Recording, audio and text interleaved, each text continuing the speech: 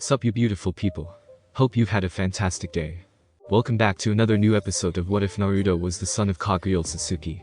If you guys enjoy this what if, comment down below and let me know. And go ahead and check out other what ifs in the channel after watching this video. Don't forget to subscribe and leave a like, and also share this video with your friends. So now let's start this video. Hagoromo leapt through the trees of the forest at an alarming pace, his feet only touching each branch for a second, before the senju was already leaping to the next. The speed at which Hagoromo was traveling at would make most people double-take, his body a blur to only the most skilled of shinobi, but the senju heir didn't care about that, he was more concerned about what was about to happen. How could Tobirama have followed me without me knowing? I know I'm bad at sensing people, but he would have made soft noises or other sounds that would have alerted me or Madara to his presence. The senju thought furiously. He continued on this line of thought, his body automatically jumping from tree to tree, before he tried to look at the brighter side of the situation. Well, at least they don't know about sensei, thank Kami that yesterday was our day to train on our own. Nearly missing a branch made the senju inwardly curse himself for nearly missing the branch. He then focused on jumping towards the river. Maybe sensei would have an idea. If not, he didn't want to think about what would happen. The 2 years of training that both Madara and himself had under Naruto had created a bond between the three, though with Hagoromo connected more with Madara than his sensei. The days of training by themselves had made the two clan heirs gain a bond similar to one between two brothers. Their sensei had become a kind of uncle to the two, the one they went to problems with when they couldn't get the answers from their family or fellow clan members. Hagoromo's thoughts came to a stop when he saw that he was nearing the river, the sound of water running giving away the location. He quickly leapt to the shore of the river that was in Senju territory, noticing that Madara was in the Uchiha side. Sensei isn't here. Hagoromo noticed. Their teacher would usually stand in the center of the river, on top of the water, waiting for the two of them to arrive, or he would hide and watch to see what they would do when he wasn't there to guide them. Not the best time to be absent, sensei. Hagoromo thought with mild irritation. Out of all the times to see what they would do, now was not the best of times. From now on, Madara said, grabbing Hagoromo's attention. We'll skip rocks as a formal way of greeting one another. That was strange. Why would Madara want to skip rocks to each other? They had been meeting like this for over 2 years. Why would Madara want to change that? Hagoromo put those thoughts out of his head. He needed to get Madara the message he had on the rock they had skipped yesterday. Okay. Hagoromo replied as he reached into his clothes to pull out the stone with message on it, while the Uchiha heir got out his own rock. On the count of 3 both skipped the stones at the same time across the river, both catching the rock that was skipped with one hand. Looking down at the rock in his hand, Hagoromo froze as he read, "An. It's not red, it's red. Same spelling, different meaning, the small message on the rock. Run. My bad Hagoromo, I just remembered I gotta run an errand today." Madara called, forcing Hagoromo to look up to the Uchiha already walking away. Hagoromo put on a fake smile to make his brother and father, behind some trees, seem like nothing was wrong. "I see," Hagoromo called back to his friend, sticking an arm up in wave. "Well then I won't keep you, catch up with you later," he said before glancing down at the rock in his hand one last time before turning and bolting back into the forest. He was about to enter the tree line when he heard a splash from the river. Turning back, he was confronted by the worst possible situation. His father, Bisuma Senju, and his brother, Tobirama, was facing off against what appeared to be Madara's father, Tajima Uchiha, and brother, Izuna. Shit. Hagoromo cursed. This was not how he wanted today to turn out. Kami, damn it, where is sensei when you need him? The senju cursed his sensei wherever he was. If his brother ended up dead, Hagoromo didn't know how he would survive. The senju was sure that Madara was in the same boat as him right now. It appeared that the Madara and his father must have had the conversation yesterday as Hagoromo and his father. Isn't that good luck? Hagoromo thought sarcastically. The swish of a sharp object cutting through the air brought him out of his thoughts in time to see a small knife or dagger flying through the air towards his brother. Hagoromo idly noted that there was another heading towards Izuna, Madara's brother. Seeing that the knife was going to kill his brother, Hagoromo did the only thing he could to save him. He threw the rock in his hand with pinpoint accuracy, hitting the descending knife with a clang, while Madara did the same to save his own brother. The two clan heirs leapt in front of their respective brothers, while their fathers stood behind them. "Even if it's you, harm on hair on my Tato, and you'll face my wrath." Madara snarled towards Hagoromo. The two stared at each other before Madara sighed. "All of our talk of building our own village looks like it was nothing more than wishful thinking," Madara said sadly. Hagoromo looked at his friend in shock. Did he really feel that way over their dream? Something they had talked about over years, something that they hadn't even fully told their sensei. Did Madara really want to just give it up? "Madara," the senju heir said. "Do you really feel?" "For what it's worth," Madara admitted. "It may have been fleeting, but I really did have a blast." Hagoromo. Madara tried to offer a small smile to his now ex-friend, but he just couldn't do it, so he resigned himself to give the senju heir a sad smile. A part of me is shocked at your choice, Madara. A voice sounded out in the forest, one that was alien to 4, yet familiar to 2. Those two then turned to look for the source, which came from upstream. There, standing on top of the surface of the river, was a man with long hair, a frayed blindfold around his eyes that allowed those who looked hard enough to see the white eyes that lay beneath, and a brown cloak, with the hood down, that covered his clothing. But another part of me understands that you would choose your brother over anything. The man finished with a small smile. Who are you? Bitsuma demanded while Tajima, Tobirama, Izuna and himself all slid into aggressive stances. Bitsuma's question was answered when Hashirama and Madara both put their right hand into a closed fist and their left into a vertical open palm, then bringing them together before bowing towards the man. Naruto-sensei. They both greeted the man before the two clan heads. Both family heads reeled for a moment. Their children just called the white-haired man before them sensei. Why would their children let this man train them, and just who was he that thought he could train their children? The man, Naruto, gave their children a small smile before he continued to talk. You both know what happens now, don't you? Both Hashirama and Madara shook their heads, forgetting what their teacher was talking about. Naruto, instead of getting slightly angry at his pupil's forgetfulness, simply gave them both a sad smile. Our training has been discovered, as such I will no longer be able to teach you both. Both Madara and Hashirama's eyes whitened before both of them bowed their heads in sorrow. They were losing their sensei, someone who had trained them, made them what they were today. Don't look so sad, I'm sure that we'll meet again someday. Naruto said with a small smile. This was a lie. Naruto, over the years, had foreseen this outcome coming, Madara choosing his brother over Hashirama and their dream. While there was a chance that Hashirama would choose the dream, he would make sure that Tobirama was safe before pursuing it. Madara on the other hand didn't want to take that chance and risk his brother. With this both Hashirama and Madara would most likely fight each other like their ancestors did in the past. It was sad but true. Perhaps they could come together again, but it would take an enormous amount of stubbornness on Hashirama's part or a massive change for Madara. Right now though, it appeared that all his work was for nothing. Before I go, I have gifts for both of you. The white-haired man announced. Both Uchiha and Senju focused on the man as he reached into his cloak before pulling out a large gunbai. The gunbai was in the shape of a white fan with Tomo on the face, and has a long handle with bandages wrapped around the base, as well as having a long chain attached to it. Naruto then tossed the fan towards the Uchiha heir, while pulling out his next gift, a necklace made of a thin string, that was threaded through a thin green crystal with 2 small baubles on either side of the crystal. Naruto then, with a simple motion, threw the necklace towards Hashirama, who caught it before holding it up to his face to examine the gift, while Madara was doing the same to his large fan. All the while the other 4 people were watching the gifts and Naruto wearily. Madara, Hashirama, Naruto called, drawing attention from the people before him. As you can guess, I have given you both a gunbai and necklace respectively. Both have special abilities. The gunbai has the ability to redirect and block different attacks, while the necklace has the ability to enhance Mokujin techniques. Naruto said to his students before he looked up at the sun, which was high in the sky, signaling that it was about noon. He missed the looks of all that the children gave the gifts and a calculative glint in the clan heads. It is about time for me to leave. He turned to look at Hashirama and Madara, giving them one last smile. Goodbye Hashirama, Madara. I'm sorry that this isn't a proper farewell, but I must be off. Keep training and live your lives how you want to. With that, Naruto reached to his hood, lifting it up to cover his face, before he turned around and began to walk to the east, in the direction of the Senju territory. The land of water was usually rather cool this time of year. He only got several steps however before the Uchiha and Senju clan heads leapt in front of him, though judging by how they were keeping their bodies open, to have the ability to attack one another, they weren't doing this together, more like they had the same idea. After a moment of tense silence, Tajima Uchiha addressed the white-haired man. Who are you that you think you have the right or the ability to teach the Uchiha heir? The man demanded while keeping a wary eye on the Senju to his right. Bitsuma gave a small grunt in agreement, though he was asking why Naruto would train his own child.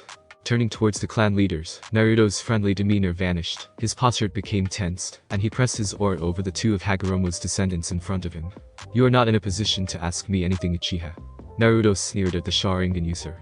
I hold no respect for you or your clan, I only hold any respect for your son, and he is the only reason that I don't kill most of the Uchiha I see. Tajima's eyes narrowed, but he was forced to take a step back from the pressure that Naruto was excluding. Bitsuma gave a small snort in amusement, seeing the Uchiha, but in his place, unfortunately for him, it got the attention of Naruto, who rounded on the man immediately. You think you're any better, Senju? The same goes for you and your clan, your son being the reason that I have not killed any of your members either. Naruto then split his attention between the 2 of them. I have watched multiple times as your clan members attack and butcher each other like it was nothing. I have seen each clan kill children of the other, simply because of who they were born to. The only reason the 2 of you are still breathing is because of my generosity. Do not think you can get me to give you any more. The Uzumaki and Hyuga ancestor stated with barely restrained contempt. He had stayed his hand because he didn't want Hashirama and Madara to lose any more people close them, but because he didn't know how close they were to any of them, he didn't want to take the risk and kill anyone. This included letting many atrocities go that he would normally kill the offenders for. This caused a lot of repressed anger in Naruto that was now spilling over. Dejima and Bitsuma gave a snarl towards the man that so easily admitted to killing members of their clan in the past. Both drew their own swords before Dejima spoke, his voice barely concealing the contempt he felt for the man in front of him. While Bitsuma and I find it hard to agree on anything, you find we both hate those that murder those of our clan, but I believe I can safely say that we are both going to kill you. Both Dejima and Bitsuma then leapt at the man's swords out, points towards the man. Neither man heard the eldest son's warning, telling to not attack the man before them. If they had, they might have heard the urgency and slight fear that both their voices held and wondered what could have got their sons so scared. But they didn't. The man before them was fast. He moved so quickly that neither clan heir noticed that his arms in motion until their blades hit his forearms with a clang, like metal hitting metal, which surprised all those watching, though Bitsuma and Dejima quickly put that thought out of their minds. Both men put more strength into their blades, but it didn't do anything. The man's arms didn't even show any sign that there was something pressing on them, except for the blades that were pressing on his arms.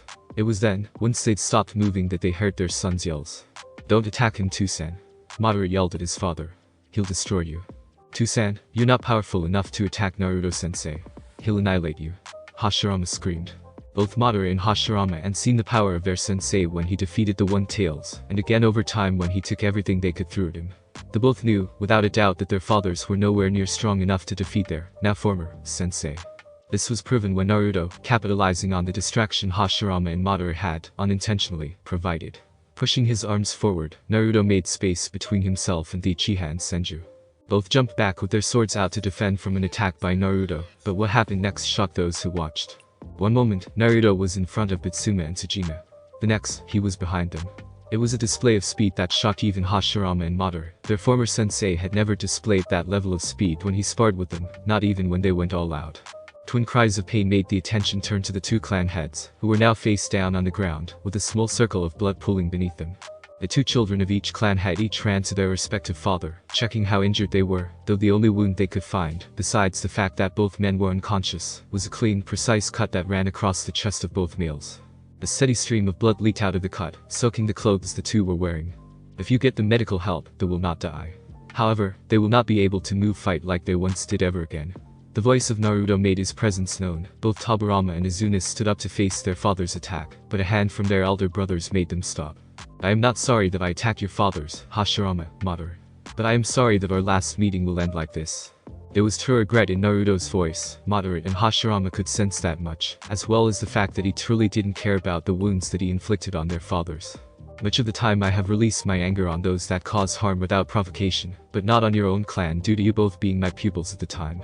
So instead, I was forced to watch as many of your clan members perform atrocities on the other, simply because of the circumstances of birth." Hearing your two-sen speak as if he was above the rest, Madara, when I had seen the horrors that he himself performed, made my blood boil, but hearing your clan had agree with him, Hashirama, brought me over the edge. Naruto took a deep breath, sighing before he turned to walk away. There was no reason to say goodbye again. "Naruto-sensei." Madara called, causing Naruto to stop and turn around slightly. "I am not your sensei, Madara." Naruto said back to the Uchiha clan heir. "What weapon did you use?" Madara asked, ignoring what Naruto said. "You have never used a weapon during the entire time you trained us." Naruto gave a small smirk, not that Madara could see it with his hood up, before answering. "I'll give both you and Hashirama one last lesson, Madara," he said before he walked up to a nearby tree, 4 pairs of eyes trailing him. Naruto stopped just before a tree that was easily the width of a full-grown man. He extended his arm out slightly, showing a strange vambrace on his forearm that looked like it extended to his elbow. The vambrace was quite thick, made of leather and metal, and looked like it weighed a far bit, strange for something that is meant to be light. "Always have your secrets, Madara." With no extra movement or motion, a large blade shot out several centimeters over Naruto's fist from one of the vambraces, before in a blur of motion, the Naruto swung the blade at the tree. There was no sound, not of a blade hitting bark, not the crack of a tree breaking. Naruto's blade seemed to phase right through the wood, as if it wasn't even there. Naruto then turned around to look at his audience, who all had a confused look on their face over what that was meant to do. The former sensei of two gave a small smirk and placed a hand on the tree, that began to tilt to one side, before it fell over with a thunderous boom that shook the forest and its inhabitants. Once the 4 conscious people finally got over their shock and looked back to where Naruto was, they found the man gone, having left in the distraction that the falling tree caused. All the proof they found that he was there were 2 injured clan heads and a clean-cut tree stump. Naruto sighed as he walked down a poorly beaten path towards the east. His mind kept drifting back towards his most likely final encounter with Madara and Hashirama. He was still on the fence as to if he should give them gifts or not. He obviously decided to, as he did give them gifts, but now, looking back on it, he wasn't sure. The gunbai and the crystal necklace were quite powerful objects, and he wondered if they would be used for the right reasons. He shook his head. It was up to Madara and Hashirama now to decide what they would be used for. Naruto could only hope. The gifts that he had gotten both of his former students had been based on what he believed suited them the best. Hashirama had his Mokuton, therefore he got the crystal that helped him power it, while Madara got the gunbai, a weapon that can be used primarily for defense or offense, to help Madara in his spars with Hashirama. As they were both equals, the fight would switch from offense to defense. So he gave Madara a weapon that would suit him in both situations. Naruto always had planned to give them those gifts when they found out about each other's heritage. It was one of the reasons that there were 3 Tomo on the face of the gunbai. But he had hoped that neither would find out about the other for a couple more years, or at least that he could tell them about each other in a controlled environment. It was just bad luck that both were trailed on the one day that he was with Shikaku. Speaking of Shikaku, Naruto and the One Tail had working relationship now, where Naruto could safely call the Chibi a friend.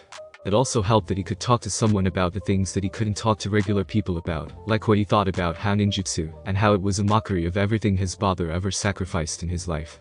Unfortunately, he hadn't made any real headway in connecting with the rest of the Biju. Becoming friends with Shikaku had really showed Naruto that he should have looked out for the Biju more over the years. Shikaku was proof of this. But his training of Hashirama and Madara, his weekly meetings with Shikaku and the need to not expose himself, meant that he could only search so hard for the rest of the Biju. He had encountered Matatabi once, but the 2 tails had simply run at the side of him. He didn't know why, but he was going to find out soon. Hopefully now that he was free of his promise to train Hashirama and Madara, he could go out and look for the rest of the Biju more thoroughly. Though he would still have his weekly meetings with Shikaku, he would have to search carefully though. If Matatabi's reaction was any indication, they would run if they found out that he was searching for them. But right now, Naruto just wanted a break. The final meeting with the Senju and Uchiha clan heads had been stressful, and right now, Naruto just wanted to relax for a month or 2. Unfortunately for Naruto, that notion was immediately dropped when he heard a female scream ring through the air, coming from further east. Every freaking time, Naruto muttered. Every time I want to relax, what am I the only one that can do things? He grumbled before he took off in the direction of the scream, jumping from tree to tree, as to not be spotted when he approached. Hopefully this wouldn't take long, then he could go back to walking towards water country. He really did like the weather there at this time of year. After a minute of traveling, he came upon the source of the scream. A young girl, around the age of Hashirama and Madara, was tied to a tree with a gag in her mouth, with several Hagoromo clan members around her, setting up some sort of camp. The clan members were identifiable because they had their clan symbol placed on the shoulders of their attire. 3 of the members were setting up tents, 2 gathering firewood, while the final 2 were standing in front of their obvious prisoner, taunting her. Naruto remained hidden in the treetops, using centuries of practice to evade the senses of the 7 shinobi. Looking down on the scene, Naruto knew that he would have to save the girl. He was always going to save the girl, but a single glance at her made his self-objective of rescuing her that much more important. She had red hair. The Hagoromo clan wouldn't bother with kidnapping a civilian with red hair. There was no point unless they were the relative of someone with a high standing. But even then they wouldn't have come this far into Senju territory, unless it was important, and even a civilian of high standing wasn't important enough to travel into enemy territory. The clan heir was, and there was only one clan that had red hair within the region. The Uzumaki clan. It took all his mental strength not to jump down and slaughter the men below, but Naruto managed to restrain himself, and began to analyze the situation. 7 targets, all distracted but keeping their senses open, 3 with their backs towards him, the ones taunting the Uzumaki and one of the 2 gathering firewood, all were armed, and would most likely use their prisoner as a hostage if they got the chance. The solution is to take out the ones closest to the Uzumaki first, and guard her while dispatching the rest of the men. Easy. Naruto carefully maneuvered around the tree branches until he was resting on the same tree that the girl was tied to. Naruto didn't wait when he was in position. As soon as he felt he was ready, Naruto leapt down. The fluttering of his cloak alerted the 7 Hagoromo clan members to his presence, but they didn't react fast enough to his surprise attack.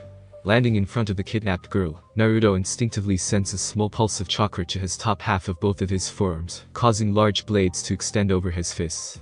The blades were then buried in the chests of 2 Hagoromo clan members, before they violently ripped out, spraying blood all over the ground. The now dead bodies fell to the ground with a thump. Naruto didn't wait for the rest of the clan members to regain their bearings. Leaping into action, Naruto quickly decapitated another clan member to his left before deflecting several thrown kunai with his blades. Apparently the 4 surviving members of the Hagoromo clan had no gained their bearings faster than he thought. Pity it wouldn't do them any good. Prepare to die full. One of the clan members spat, forgetting that he just killed 3 of the members in seconds. You mess with the wrong clan. Seeing a chance to gain information, Naruto spoke. Why did you kidnap this girl? Naruto spoke in a monotone voice while gesturing to the girl behind him. Like we tell you that. The same person sneered. Naruto sighed. I'll just have to find out when I'm interrogating you later. In a blink Naruto disappeared before he reappeared in the same spot. The man just gave a nasty smile to Naruto. What was that meant to the man was cut off by several thumps. Spinning around, the man found the 3 other Hagoromo clan members dead, their heads cut clean of their bodies with a pool of blood collecting beneath them. Turning around again to face Naruto, the man found Naruto standing right before him. Quicker than he could blink, the man then found himself hoisted off the ground and a hand around his neck that was slowly squeezing, constricting his windpipe. The man quickly found himself suffocating. I will ask you this once and only once, why did you kidnap the girl? Answer this and perhaps I won't kill you. Naruto said to the man in the same monotone voice. The once cocky clan member, seeing a way out, spilled his guts to Naruto. It was for leverage. He managed under the slow suffocation. It was to get the Uzumaki clan to abandon their alliance with the Senju. That's all I know, that's all I know. The man croaked. Thank you. Naruto said in the same tone of voice before, with a swing of his arm, chopped the man's head off. Letting the body fall to the ground, Naruto turned to face the girl that was still tied to the tree. As he got closer, Naruto saw the fear present in her eyes, and had to hold in a sigh. The girl obviously wasn't like Hashirama and Madara who already knew what death looked like. From the amount of fear that she was showing, what she just saw were probably her first taste of death. One part of Naruto was happy that she had managed to maintain her innocence this long, while another was sad that he was the one to show her the ugly side of the world. Though he wasn't very surprised that she hadn't seen death yet, the Uzumaki clan never really were a clan of violence. While they could fight incredibly well, his descendants preferred to keep their hands as clean as possible. Their focus on seals meant that they weren't primarily frontline fighters like the Uchiha or Senju. The Uzumaki were more support-orientated, though their skill in Kenjutsu meant that they could fight on the front lines if the need arises. The Uzumaki were his only relatives, no matter how distant, that he was proud of. The Hyuga enslaved their own family, while the Senju and Uchiha fought constantly. The Uzumaki had built their reputation on their knowledge and practice of the sealing arts, known across the elemental nations as seal masters, meant to be able to seal anything. Because of this, not many trifled with them for fear of retaliation from both them and the Senju clan, to which the Uzumaki clan have had close ties to for a century or two. The Uzumaki clan relied on the Senju due to the fact that they were an island clan. Because of this, in the event of an invasion, the Uzumaki had nowhere to run, and so relied on the Senju as either a first line of defense. An added deterrent or a place to hide in case some does succeed in destroying their home. This was part of what troubled Naruto. The Senju clan should have detected the Hagoromo clan approaching their island, or the Senju should have intercepted the kidnappers before they got near the island. As they would have had to travel through Senju territory to reach the Uzumaki's island home to be able to kidnap this girl, assuming she was on the island. But even so, they should have gotten detected by the Senju clan before they gotten anywhere near the Uzumaki's island home. Focusing back on the girl, Naruto could see that she looked like she was going to cry, and was trying to make herself as small as possible. Naruto simply walked up to where the girl was tied and squatted down, so that they were roughly eye level before he removed the hood from his cloak, showing his long white hair and frayed blindfold. Hey, it's okay, Naruto said in a soothing voice to the girl, using the calm tone to make the child relax. It took some time, but eventually the girl managed to calm down enough to not gaze at Naruto in complete fear. It was then that Naruto started talking again. I'm sorry that you had to see what I just did, but I needed to get rid of them, so that you could be safe, okay? The girl nodded, showing that she understood. Alright, I'm going to untie you, but you can't run away in case more of them are around. The girl nodded again, and Naruto traveled round to the back of the tree she was tied to and undid the rope, before walking back to stand in front of her, and squatting down to her eye level again. What's your name, child? Naruto questioned. Mito Uzumaki. The girl, Mito, replied. So he was right, she was an Uzumaki. Okay Mito, do you know how you were kidnapped? She gave a slight nod of the head. Can you tell me how? I was taking a trip to the mainland with guards, she said hesitantly. Apparently she was still nervous about his presence. When we were attacked, my guards told me to run and I did, but they still caught me. They tied me up and told me how they killed all of my guards, and started to insult them. There was heat when she spoke her last few words. Apparently she wasn't as timid as he though she was. They told me that I was a prisoner and that I would be used to get to Tucson. So, she was used to get to her father, which implies that her father is someone of high standing. Then you came along and she trailed off. Killed them. Naruto finished. Naruto felt no guilt over his actions. Living for a millennia made you realize that people died every day. So why should he feel remorse over killing people who threatened his family, or relatives in this case? Yeah.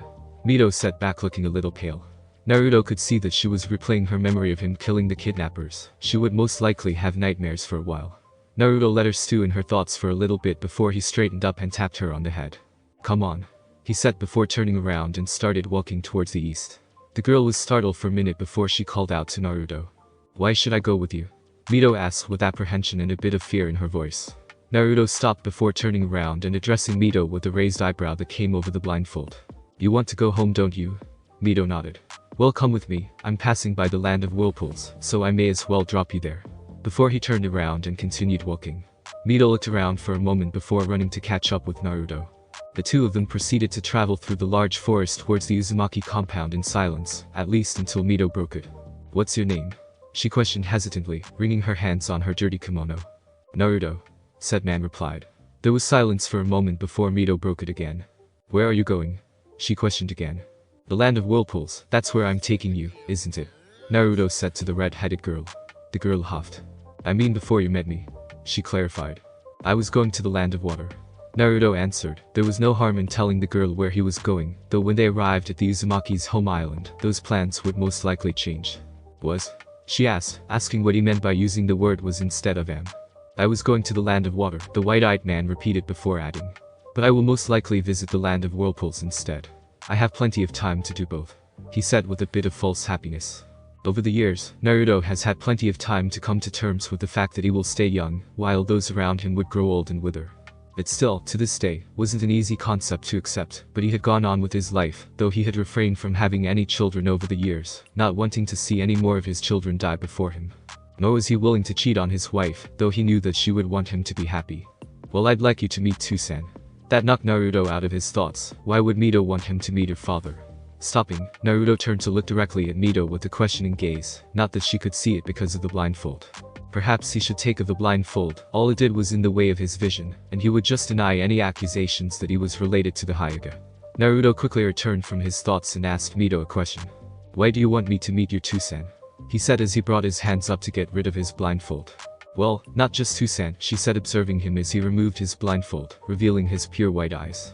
The girl gave a startled gasp before staring at his eyes, though she quickly began turning red when Naruto cleared his throat with a raised eyebrow. She stuttered a bit at being found staring before Naruto gave a chuckle to help her relax. It was good that he tried to get her mind off the death that she had seen minutes before. Naruto knew that the fact that she had seen people die and been near dead people hadn't yet sunk in, and wouldn't until she truly thought over it, which would most likely happen before she went to sleep. Naruto inwardly cursed when he realized that they were still at least 2 days away from the land of whirlpools, but decided that he would just use some summon to transport them, before he turned back to let Mito finish. After regaining her confidence, she continued. Anyway, it wouldn't just be Tsusan, there would be Ka-san and Wani-san as well. She admitted, before she tried to change the subject with an accusation. Why didn't you tell me you're blind? She childishly demanded. Naruto simply gave another chuckle at the girl, before he held up his hands for any more comments that would most likely follow from his chuckling.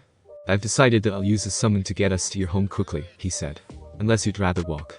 Naruto added while inwardly praying that she didn't. He had no wish to comfort a crying girl after the day that he had. Mito was silent for a moment before she answered. Summon please. Naruto inwardly gave a sigh of relief. One summon coming up. Naruto raised his right arm and pushed back the sleeve of the kimono he was wearing to reveal multiple kanji that spiraled around his bicep. Each one was quite large, about the size of his thumb, and each represented the symbol for an animal.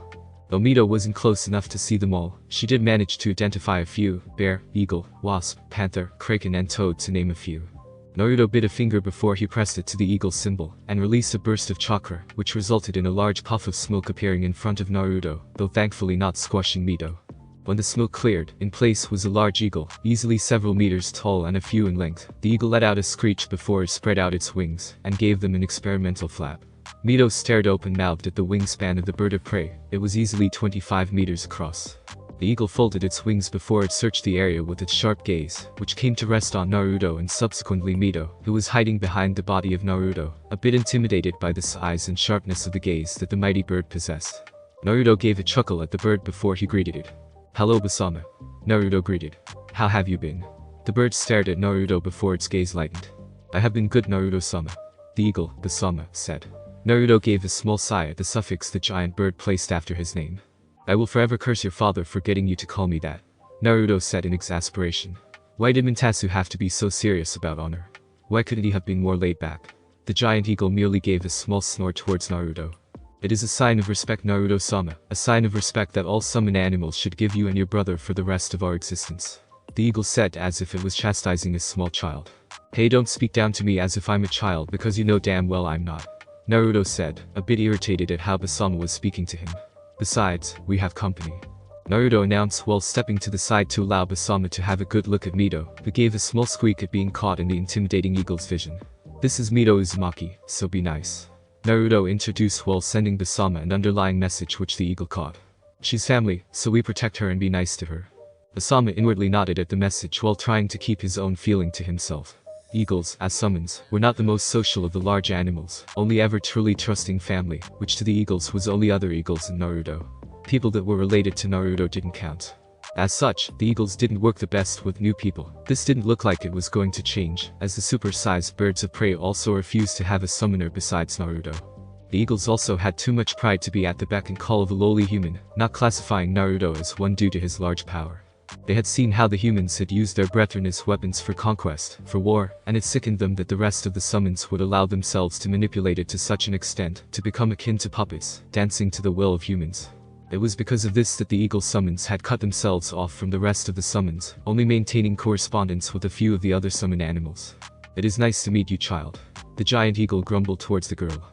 Just because he couldn't be mean to the girl didn't automatically mean that he would treat the girl like she was a princess. He bet that the girl would turn out just like the rest of the human race in the future.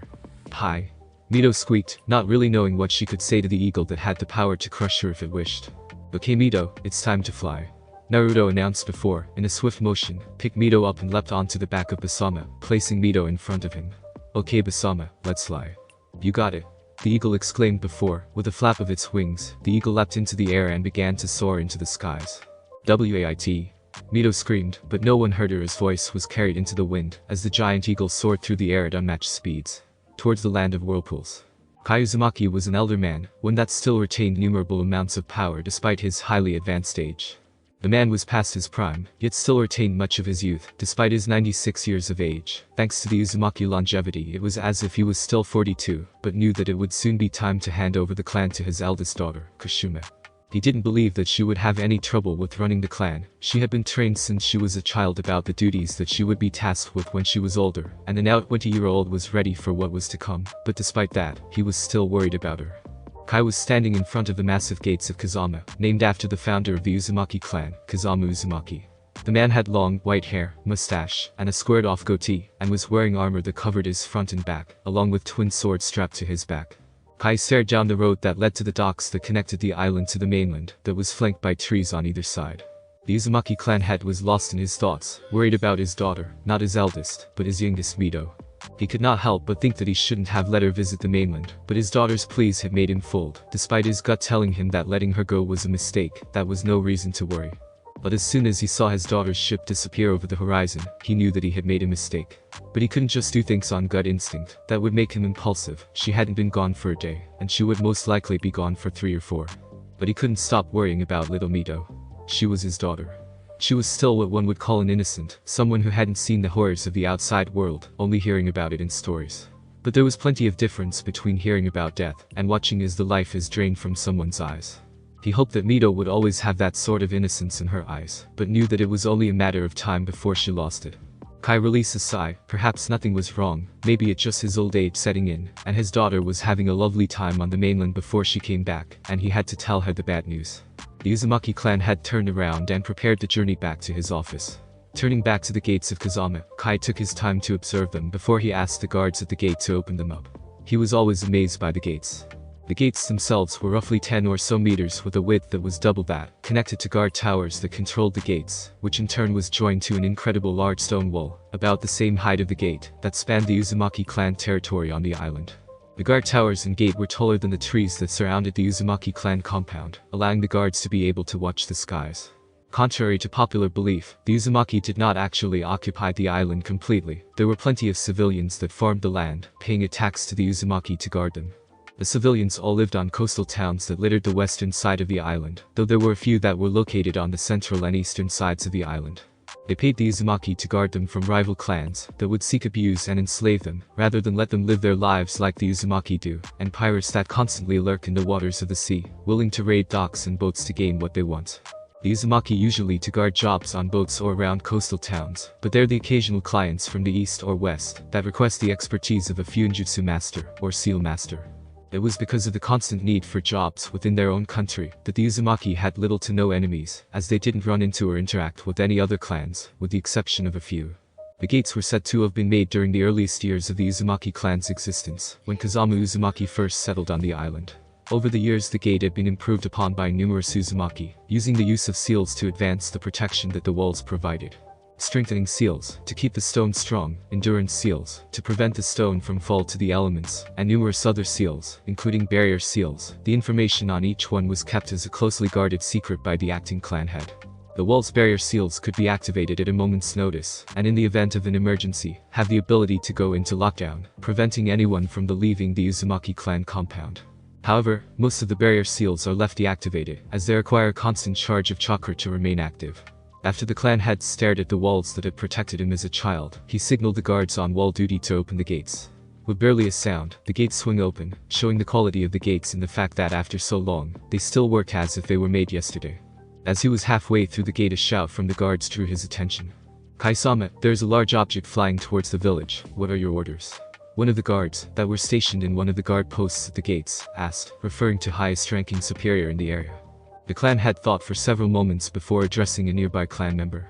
"Go and bring our strongest shinobi to the gates. We must be ready to defend in case the object is hostile, but do not attack unless attacked first. I repeat, do not attack unless attacked first. Now go." Kai signaled the man, who left without a word to gather the men the clan had requested. Kai then turned around to face the potential threat that was slowly getting larger. He could make out the wings that were giving the object lift, indicating that it may be some sort of bird.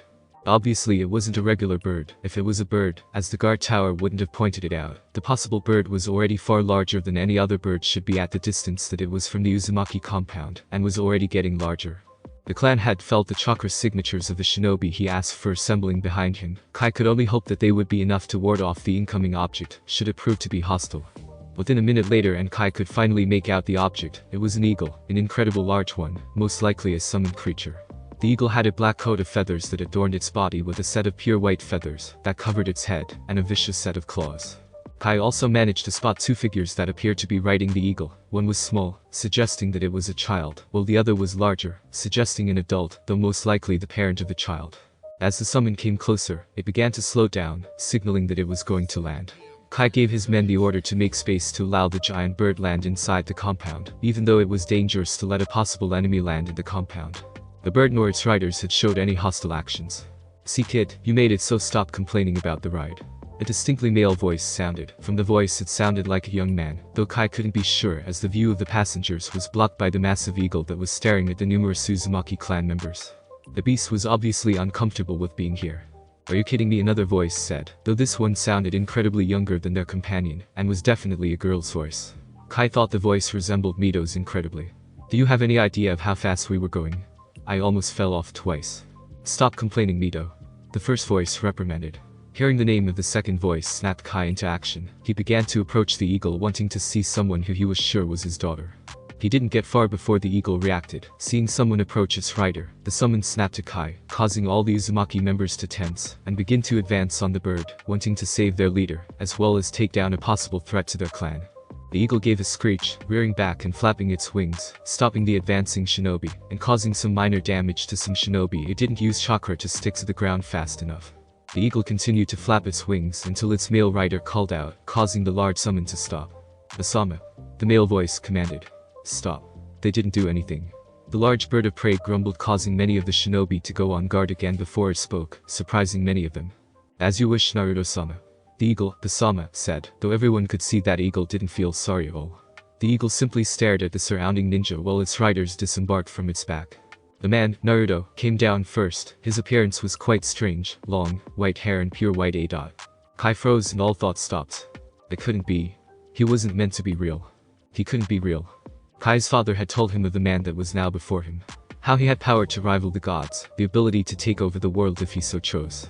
Yet here he was, Naruto Ōtsutsuki, the true ancestor of the Uzumaki and the father of Kazama Uzumaki. Kai was so shocked that it wasn't until his fellow Uzumaki pointed it out did he realize that he had been staring at the man for 10 minutes. The history of the Uzumaki was something that everyone born into the clan learns about from their parents. Every child learns how Kazama Uzumaki started the clan during the early years, when chakra was first brought to the world by Rakuto Sanin. How Kazama first came to what would be later known as the Land of Whirlpools, and settled on the land with his family, which would later be known as the Uzumaki clan. This tale was told among many to the young of the clan. The tales were told to children so that all knew the basic history of the clan, to prevent that same history from being lost. However, what only the main family knew, or those in line to be the next clan head knew, was that while Kazama is the creator of the Uzumaki clan, it was his father that was the first Uzumaki. Naruto Ōtsutsuki was told from clan head to clan head, or so Kai's father had told him. Kai, personally, found this hard to swallow when he found out he had grown up hearing about Kazama Uzumaki, and how he found the clan, and was the first Uzumaki. It was hard to believe his father when the man was, at least partially, contradicting what the entire clan held as true. Kai had never held much truth in the tale, who could? A man of supposedly godlike power that had lived for millennia, it was something that anyone would have a hard time digesting. Kai had told his father that he was crazy and was going to dismiss what he said as crazy, thinking that the man might be going as senile in his old age. That was until his father roughly grabbed him around the shoulders from behind and, with surprising strength for a man that was nearing a century, turned him around and slammed him into the wall with enough strength to shake the clan head office they were in. Kai's father, Alatama, looked into Kai's eyes with the most serious expression one could muster on his face and said, in a tone that sent shivers down his son's spine, words that would stay with him for the rest of his life. Kai, you may take many of my words as fact and many as false, but if you ever believe a word I say, believe this: Naruto Ōtsutsuki is a man that makes you look like dirt under an ant's fingernail. He has the ability to level the land, crush mountain and tame the seas, but never has he done any of those things in anger. If he ever comes to this island, must do everything in your power to not anger him, or may Kami have mercy on you, because Naruto certainly won't. Kai and Alatama had never spoken of that moment again, even in private. But over the years Kai had eventually stopped believing in Naruto Ōtsutsuki, having never seen the man in question, and coupled with the passage of time, making him forget the seriousness in his father's eyes when he spoke to him, caused him to stop believing in the supposed living legend. But no, Kai had to rethink those thoughts now that the man was standing right beside him, the two of them gazing out over the Uzumaki clan's territory. The two of them were looking from a balcony on the clan head residence, with the building resting on a hill. The two were simply looking out over the Uzumaki clan, as the sun slowly set on the horizon, ushering in the night. Naruto still in his brown cloak with his hood down, while Kai had taken off his zamour and swords, taking to wearing a tunic with long pants instead. You know, before today I thought you didn't exist. The younger of the two broke the silence. When my father first told me about, I thought he was going senile. He's probably laughing at me from Kami's realm. The clan head gave a small chuckle at the comment, while Naruto managed a small smile. Alatama thought I was a myth as well, like you did, except he flat out denied that I was real. He called me a liar and a fake. During that time I had just come out from mourning a close friend and didn't appreciate Alatama call me out like that, and too. My grief turned to rage when he called me a liar, and, to my shame, I lashed out, resulting in your two-sen developing a different image of me than previous clan heads did. He most likely passed this on to you, which is why you have been acting like I was going to explode for the past hour. Naruto commented, not taking his eyes off the horizon. Kai's father had insulted him just after he came out of kind of 1 month mourning process for his brother that he did every year. It wouldn't always go on for a month, and sometimes it would go on for a day or a week. It all depended on how Naruto was feeling at the time. During this mourning time, Naruto would hole himself up in the monastery where they grew up and simply look at Hagoromo's grave, or remember the good times that the two of them had together. Either way, he would be cut off from the rest of the world when that happened. It was a time when Naruto tried to block everything else out, other than his memory of his brother. And you are not in mourning now? Kai said with hesitancy laced in his voice and tenseness in his shoulders, but on Naruto's nod, that tenseness left and Kai gave an audible sigh. There are several things about the clan I wish to know. Naruto asked the clan head, finally turning to face him with the clan head doing the same. Why were the Senju not guarding your daughter on the mainland? Surely that would have made more sense than sending you on men. Kai gave a sigh. The Senju and Uzumaki relationship is not what it once was, the younger man admitted. The Sama Senju is pushing for me to send him more than just seals for support. He wishes for me to start sending men to fight the Uchiha and Hagoromo clans, threatening to end the alliance we have, though he doesn't openly say it. Kai shook his head before turning back to look out over the Uzumaki clan. I send my own guard because I didn't fully trust that Bisama wouldn't do something drastic. Turns out that I was right. From what you've told me, Bisama most likely let those Hagoromo clan members through deliberately as a way to put the pressure on me, but to also to get me angry against the Hagoromo clan. If they had succeeded in their plan, I would have sent my strongest to go wipe out the Hagoromo clan and get my daughter back. This gets Bitsama what he wants, the Uzumaki involved in the fights. If I gave attack to Hagoromo clan, then by extension I am attacking the Uchiha clan, as the two have an alliance of a sort. This would cause the Uchiha clan to begin to attack us and incite war, something that I don't want. The other theory is that Bitsama would attack the kidnappers after they have my daughter, saving her and causing myself, and by extension the Uzumaki clan, to be indebted to the Senju. Bitsama can use this to draw my family into the war. Kai finished with clenched fists. And the worst thing is I can't do anything. There is no evidence to link Bitsama or his clan to this. He could play all of this off as an accident. What is worse is that I can't break off the alliance, as much as I hate to admit it, but we need the Senju clan. We need them as a first line of defense and as a deterrent for any possible enemies, just as the Senju need us for our seals against the Uchiha and Hagoromo clans. Our alliance is not as strong as it once was. Kai released a sigh that spoke of regret and sadness. It is for this reason that I was forced to sign Mito over to the Senju clan in marital agreement with the clan head's eldest son. The Uzumaki clan had immediately tensed and waited for some sort of reaction from the man beside him, ranging from a burst of anger to him leveling the entire clan. What he got instead was a sigh, one of disappointment, directed towards the clan head. You put your duty before your family, the older of the two stated. Why? Because it was the only thing I could do to make sure I keep my family safe. I couldn't have asked another to do what I could not, that wouldn't have been the right thing. Kai explained, still feeling immense guilt over what he had done. It was something that he had wished he would never have to do, but he did, and to his own daughter no less. Ever since he first made that contract, he had been having nightmares over how his daughter would be treated. Each one was worse than the last. I can but to rest some of the fears that I sense within you. The first Uzumaki spoke, surprising the clan head with his words. I have met the one that Mito will be wed with, Hashirama Senju. He is a good child, wishes for equality for everyone. He will at least treat your daughter correctly, the way that she deserves. Naruto confirmed. He knew from his experience with Hashirama would treat Mito right. He would treat her as a person, not a prize or trophy. Naruto's words seemed to ease the clan head's worries, at least slightly. Thank you for that, your words do offer me some comfort. The clan head thanked, but Naruto just waved the man off. The two talked in relative silence about matters in the world, before they were interrupted by the door to the balcony opening, and a person stepping out onto the outdoor area. I am sorry for interrupting you too-san, but I require your assistance with Mito. She refuses to go to sleep, and my presence does nothing for her. The person spoke. Naruto focused on the person and took in her appearance.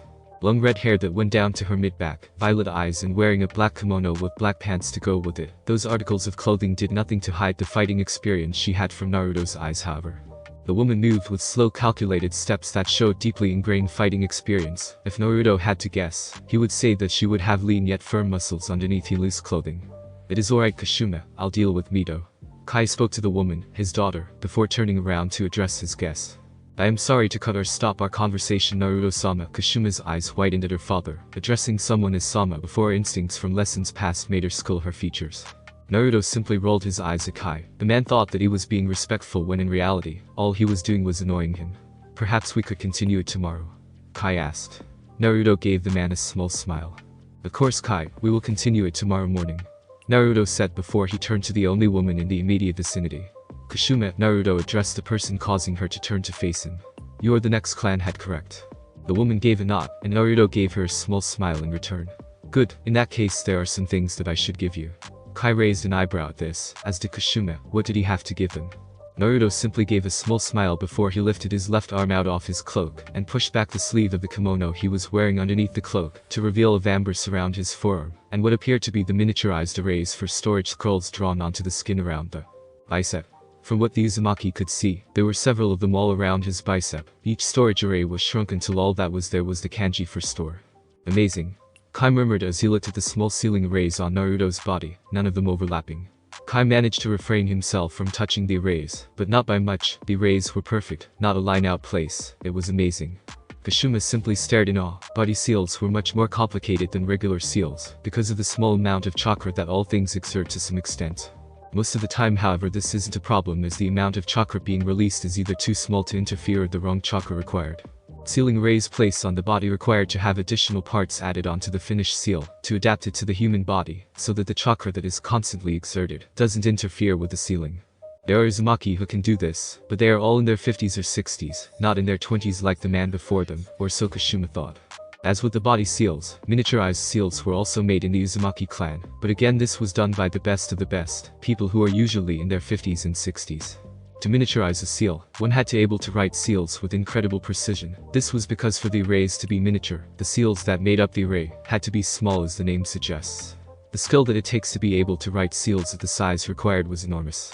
Combined with the fact that they were both combined into one showed the skill Naruto had in Fuinjutsu. It was easily enough for him to rival the greatest seal masters that the Uzumaki clan had ever produced. Both Kai and Kashuma were knocked from their staring by Naruto pumping chakra into one of the storage arrays, resulting in a small puff of smoke. As the smoke cleared, both father and daughter saw that Naruto's hand was now containing a scroll. The scroll itself wasn't large, around the same size as the regular storage scroll. What caught their attention was the small kanji for sealing arts on the ends. Naruto then extended the hand with the scroll and it to Kashuma. The future clan had simply stared at the scroll for several seconds, before she mutely pointed from herself to the scroll and back again. Naruto gave a nod, and with a small childlike scream, Kashuma snatched up the scroll before greedily opening it with her father looking over her shoulder. The redhead's eyes started to rove over the contents of the scroll, greedily sucking in line after line of information. The more the female read, however, the whiter her eyes went as her brain processed the information before she turned to the one who presented the scroll with a wide-eyed look. Naruto simply chuckled and explained. Every once in a while, I like to send the clan scrolls on Fuinjutsu to help them with research. Naruto gave his reasons. As you have read, that scroll contains my notes and instructions on how to make a communication array, as well as an illusion array. The communication array will allow people to talk over long distances, but they must be connected by via connection lines, and it can't be on something like a piece of paper. It would have to be on something like a wall, where the chakra connection won't be broken easily. The illusion array works similarly to genjutsu in that it tricks people into thinking something is there, even though it isn't. However, it can only hide things so far, or make people see stuff that isn't there. It doesn't have the power to harm someone mentally like actually genjutsu does. So be careful in how you use it. I've listed other things to know about the two arrays in the scroll. When Naruto finished his explanation, he observed his audience's faces. Kai's was one of amazement, while Kashuma had one of amazement and shock, most likely because he gave it to her and not her father. If that is all, I will retire to my room for the night and will leave at first light tomorrow. With that, Naruto left, leaving a shocked clan head and his successor. True to his word, Naruto did leave at first light. Without a word he simply walked out of the compound with gate guards being his only witness. Mito would be sad at first at her rescuer leaving before she could say goodbye, but it was quickly forgotten when she was told that she would be marrying Hashirama Senju in order to tie the clans together and create a stronger alliance. After that, Mito was quite upset before being comforted by her father. Mito then threw herself into training, not wanting to have to be rescued by anyone ever again. Around 6 years after Naruto left the land of whirlpools, Hashirama and Madara would create the first hidden village, Konohagakure, resulting in the other lands to create shinobi villages of their own, sparking clans across the world to begin to band together. Multiple clans would create hidden villages, all in a bid to try to match the might of the combined Senju and Uchiha clans. This resulted in the largest amount of alliances the elemental nations had ever seen. A year after that, Mito and Hashirama both wed at the Uzumaki clan compound, before the two of them moved to Konohagakure. It was shortly before this that Madara would leave the village and swear that he would raze it to the ground. Yet throughout all this, Naruto would never show his face, never visit or check on his former students or that little girl that he rescued. He was simply going to let them live their lives, without his interference. It was what he had done with his own kids, and it was what he would do now. He had heard about Hashirama and Madara's hidden village, Madara leaving, and the Senju Uzumaki marriage had happened, but he still didn't visit, believing that his interference would cause something to go wrong. So he didn't interfere. If only he knew what not checking on his students or Mito would do to him in the future. And it would be 12 years before he realized that. But by then, the damage would already be done. Naruto let out a sigh as he floated above the sands of the Land of Wind, traveling towards Shukaku's home cave.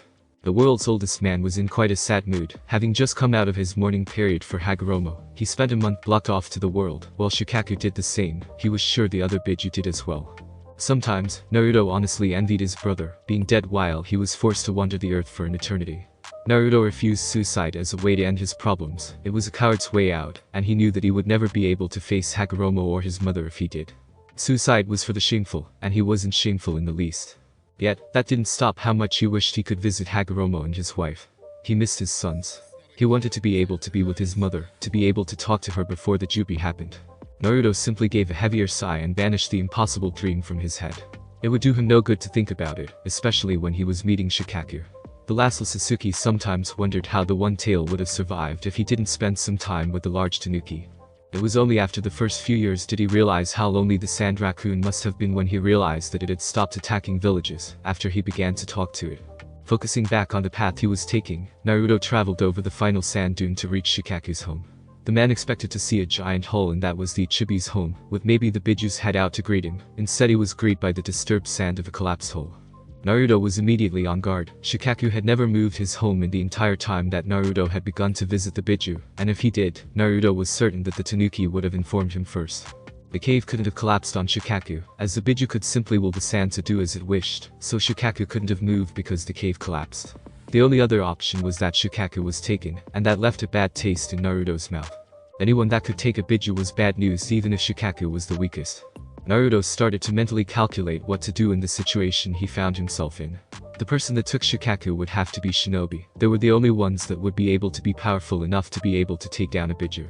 In order to find Shikaku, his best bet would be to ask the nearest village if they knew anything about what happened to Shikaku, if they saw the Chibi traveling anywhere.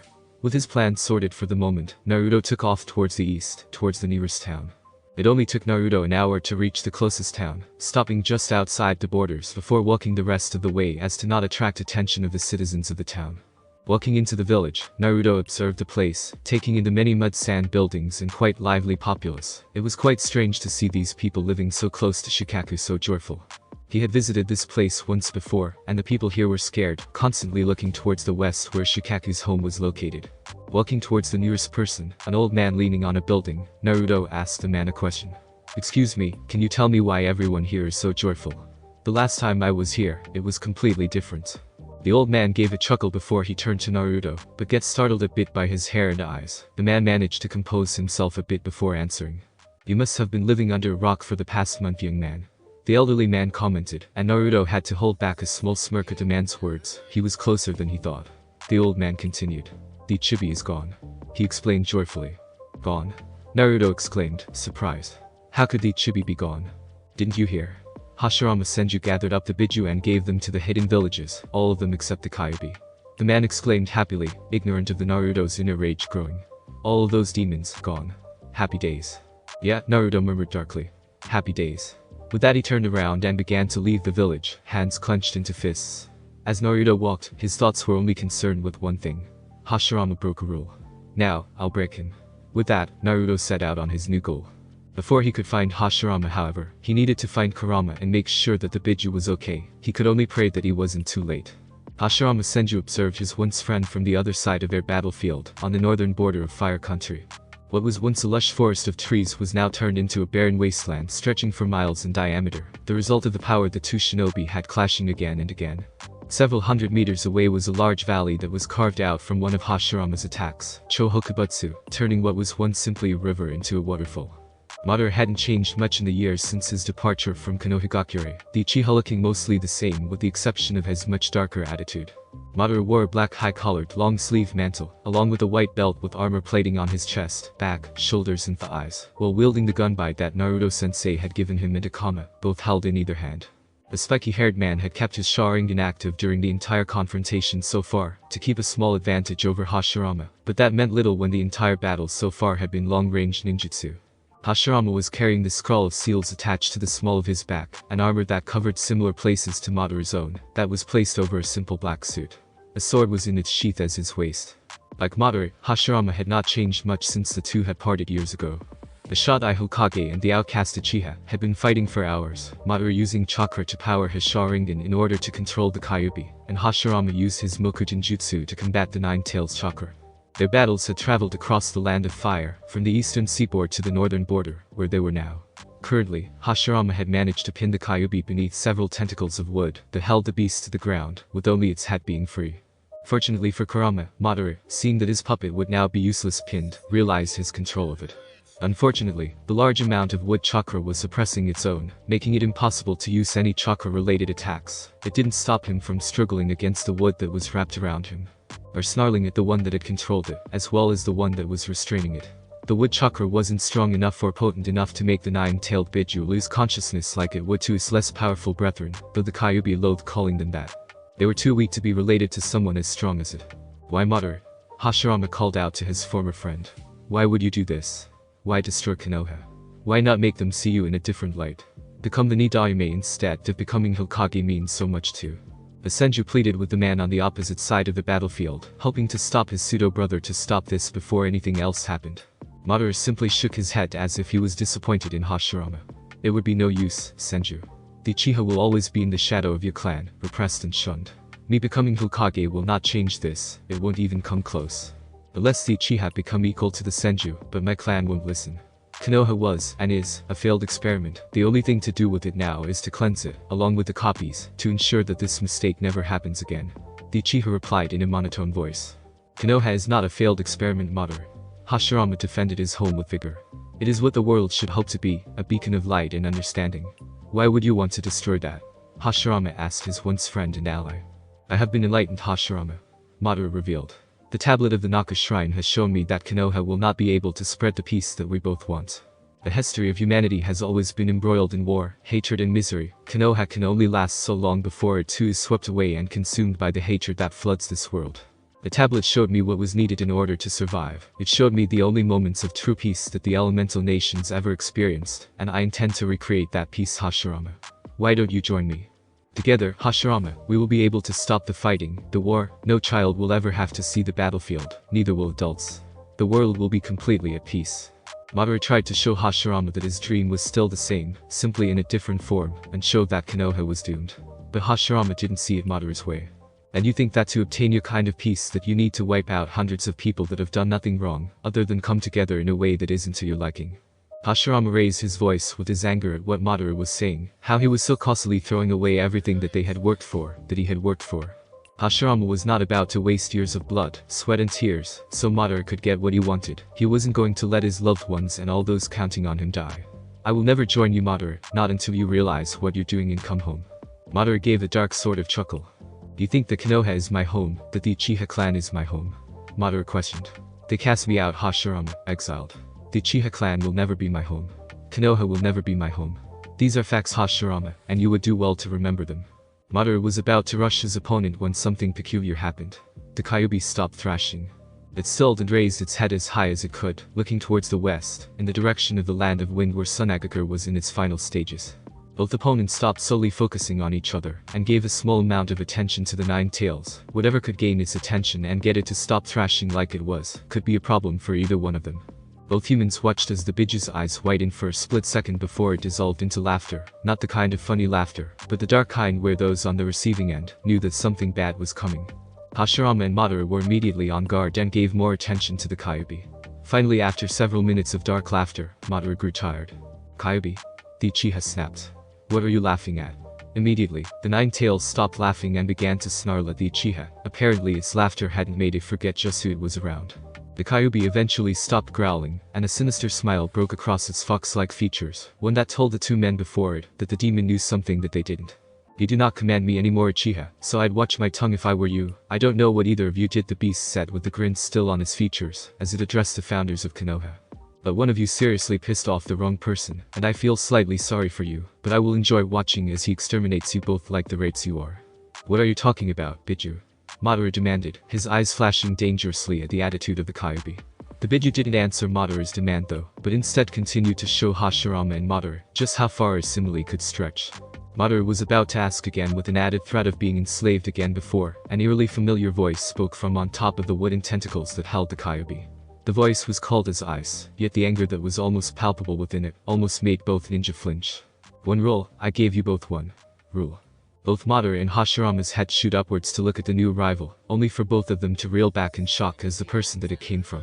Standing atop the prison that held the most powerful of the Biju was Naruto-sensei. Someone the two shinobi hadn't seen in years. The man was still wearing his brown cloak that was wrapped around his body with the hood up, but both Hashirama and Madara could make out the wide eyes that glared at them both with anger. Naruto-sensei. Hashirama breathed out. It was quite enough that he didn't think that anyone would hear him. Evidently he was wrong as Naruto's head snapped to focus solely on him.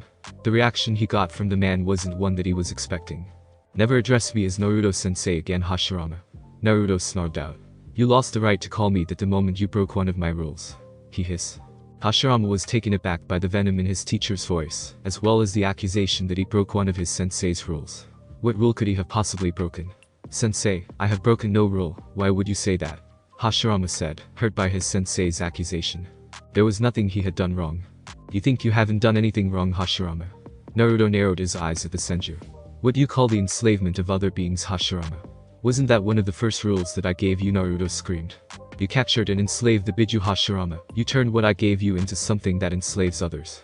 That is what you did, Hashirama, no matter what you put it. Hashirama's eyes widened as his sensei told him what he did, and Hashirama immediately went into explaining his actions to his mentor. I did it to protect those I love, Naruto-sensei. The Biju constantly attack towns and clans whenever they feel bored, and I didn't want that to happen to Konoha, where my family is, where those I love live. I then used them to prevent open war between the hidden villages, and keep the peace. Isn't that what you want? Peace. Hashirama tried to explain. It seemed to work for a minute. The hatred in Naruto's eyes dimmed slightly as his brain processed those words and put himself in Hashirama's position. It was a full minute before Naruto spoke again. Well, I understand your position, Hashirama, Naruto said with significantly less anger. You still took away and indirectly enslaved several living beings. I will discuss what to do with you later, but I will tell you this now. You will not be sealing the Kyuubi. Naruto said, knowing that Kurama wouldn't like his name given out. Well, it was unspoken. It was obvious that Naruto was done with Hashirama now, and the ancestor of the Uzumaki and Hyuga turned to look at his other former student, Madara. As he laid eyes on him, the hatred in Naruto's eyes lit up again, and he spoke with heat. What do you have to say for yourself, Madara? For what reason would you remove the free will of a living being? Naruto asked with narrowed eyes. That is simple, Naruto-sensei. Madara said with no fear whatsoever. I have been enlightened, I have seen the way to truly achieve peace, and in order to do that, mistakes must be eliminated to ensure that no one copies that mistake. The hidden villages are those mistakes, and I, therefore, must eliminate those mistakes. However, I know that I cannot do this alone, so I went to the Kyuubi for help. When the beast didn't accept, however, after I showed it the reasons why, it accepted. The Nine Tails growled as the Uchiha spoke, obviously not agreeing. Naruto was silent throughout Madara's explanation, allowing the Uchiha to speak, as was Hashirama. When he finally finished, Naruto questioned the Uchiha about something that stood out. Where did you achieve this enlightenment, Madara? Naruto questioned. He had a feeling he knew what Madara was talking about, and his suspicions were confirmed when Madara answered his question. From a tablet sacred to my former clan, the Uchiha answered. The answer immediately put Naruto on edge. The tablet that Madara spoke of was familiar to Naruto, but he had to be sure. Naruto could only hope that he was wrong. What was on this tablet, Madara? He demanded with his voice as cold as ice. This was not the time to beat around the bush. Enlightenment, sensei. Madara replied in the same monotone voice, deflecting the question. The true way to achieve peace in the world. And what is this way? It was Hashirama that spoke this time, directing his question at the one he thought of as a brother. Power. Madara answered simply. Hashirama was surprised at the Uchiha's declaration. Both Madara and himself had talked about understanding and being upfront when they were younger, and to hear that Madara wanted to gain peace in such a manner was a shock to the senju. Naruto, on the other hand, wasn't as surprised as Hashirama was. Indra's way of peace had been about power much like Madara's, while Hashirama's way was much like Asura's own. While part of Naruto was surprised at the similarities of the situation that he was in now to the one that he was in millennia ago. Did you know that there have only been 2 true times of peace on our world, Naruto-sensei, Hashirama? Madara questioned. Naruto felt a knot settle into his gut at Madara's words. Whatever the Uchiha was going on about wasn't good. Do you know what both of these times had in common?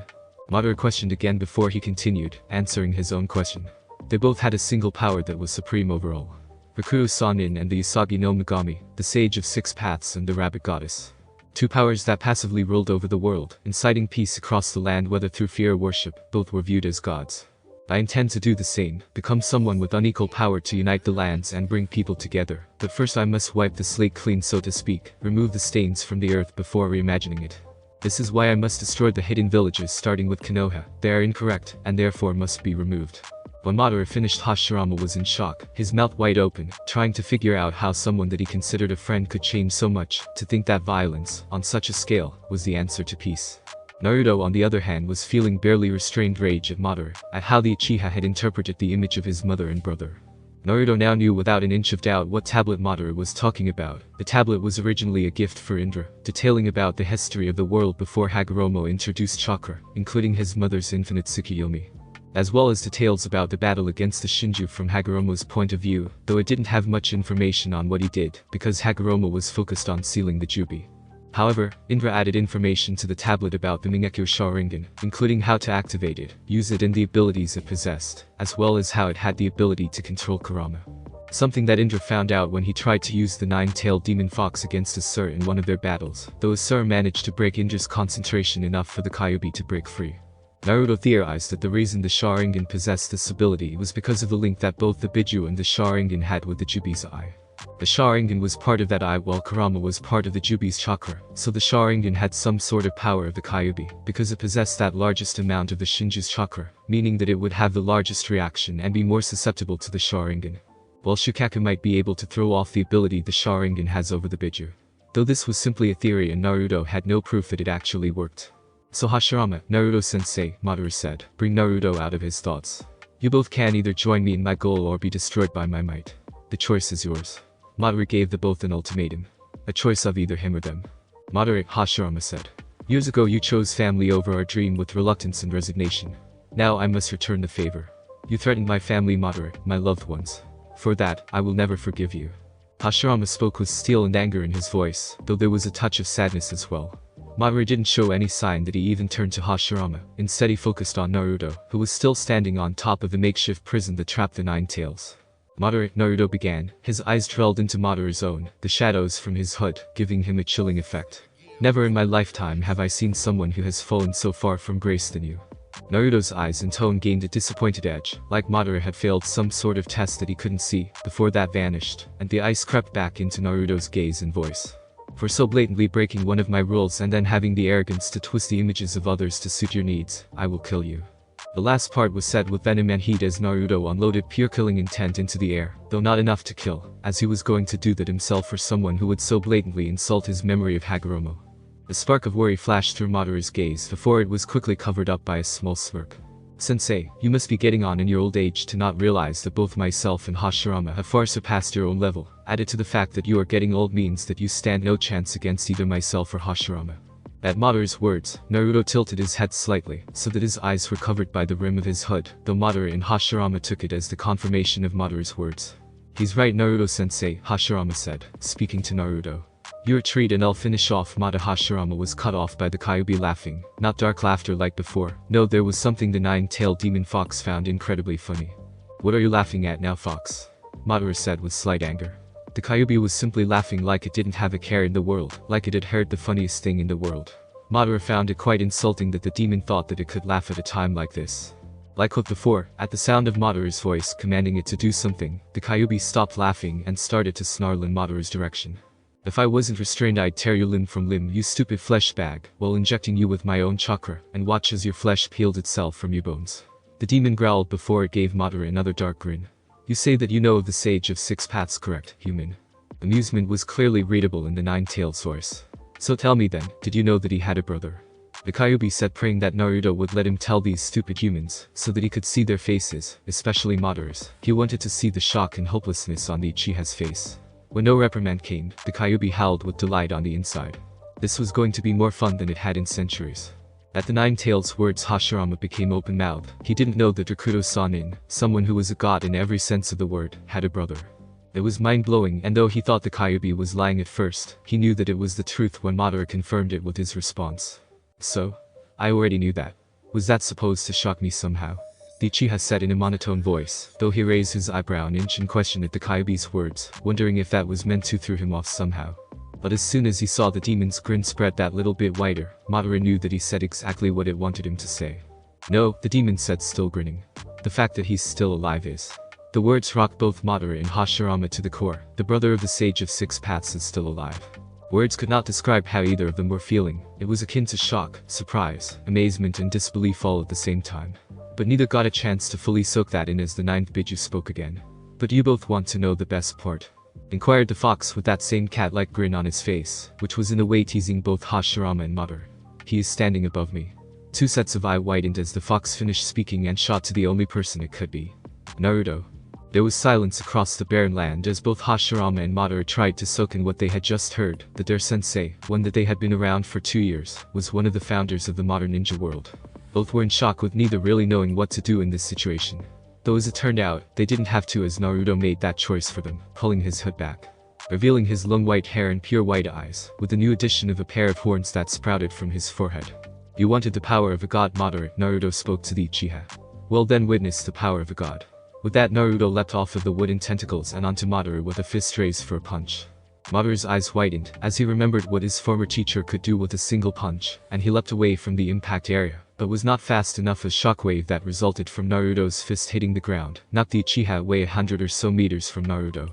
Madara managed to flip in mid-air and successfully land on his feet. He then dropped the weapons he was holding in both his hand, fired off as jutsu towards Naruto. After all, he couldn't use jutsu. Kaden. Karyuenden, fire release. Fire Dragon Flame Bullet. Madara shouted as a massive pillar of fire spewed out of his mouth before rushing towards Naruto, roughly taking the shape of a dragon as it flew. Within seconds, the flames washed over Naruto's position and completely engulfed it in an explosion of flames as the technique exploded when it hit its target. Madara felt slightly disappointed when he saw his sensei was taken out so easily. There was no way that Naruto was the brother of Sage of Six Paths. He'd read from the Naka Shrine that Naruto Ōtsutsuki was meant to be incredibly powerful, having held off the Jubi while his brother sealed it within himself. There was no way that. Madara's inner monologue was cut off when an explosion of rock and fire happened from the impact zone of his technique, spraying rock, dust and fire around the area, though Madara was far enough that none of the debris hit him. Madara picked up his weapons and was immediately on guard. He was sure that he hit Naruto, so what was that? Madara idly noted that Hashirama was stuck between intervening and letting Naruto and himself fighting it out, if the expression on his face was any indication. The Senju never had been very good when it came to suppressing emotions. Turning back to the slowly settling dust cloud, Madara activated his Sharingan before quickly morphing it into the Mingekyo. If the Naruto in front of him really was the brother of Rakuto Sanin, then Madara couldn't afford to pull any punches when it came to fighting him. I have been alive for over 3 millennia, Madara. A voice from the dust cloud said. Do you think that such a simple technique would take me out? Madara heard a questioning tone, though passed it off as rhetorical. The dark outline of a man became visible within the dust cloud, though the still floating dust cloud obscured the one behind it. A sudden gust of wind quickly blew away the dust, though from where it came from Madara couldn't say.